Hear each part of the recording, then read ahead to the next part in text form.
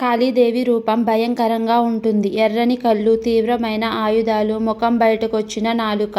కాని దాని వెనక అర్థం తెలుసా? లోకాలను పీడిస్తున్న రక్తబీజుడు అనే రాక్షసుడిని అంతం చేయడానికి పార్వతీదేవి కాళికాదేవిగా అవతరించింది. ఆ రాక్షసుడి రక్తపు చుక్క నేలమీద పడితే దాని నుండి మరో కొత్త రక్తబీజుడు పుట్టుకొస్తాడు. అందుకే కాళీమాత ఆ రాక్షసుడిని సంహరిస్తూ అతని రక్తం నేలపాలు కాకుండా తన నాలుకను చాచి మొత్తం తాగేస్తుంది.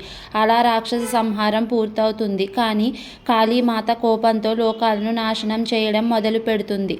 ఆమె ఉగ్రరూపాన్ని శాంతింపజేయడం ఎవరి వల్ల కాలేదు. అప్పుడు శివుడు ఆమె దారిలో పడుకుంటాడు. ఆవేశంలో ఉన్న కాళీమాత శివుడిని గుండెపై కాలు పెడుతుంది. తాను తొక్కేసింది సాక్షాత్తు తన భర్త శివుడిని అని గ్రహించి ఒక్కసారిగా సిగ్గుతో పశ్చాత్తాపంతో నాలుకను బయట పెడుతుంది. అదే మనం చూసే విగ్రహ రూపం. కాని దేవి నాలుక కోపానికి గుర్తు కాదు.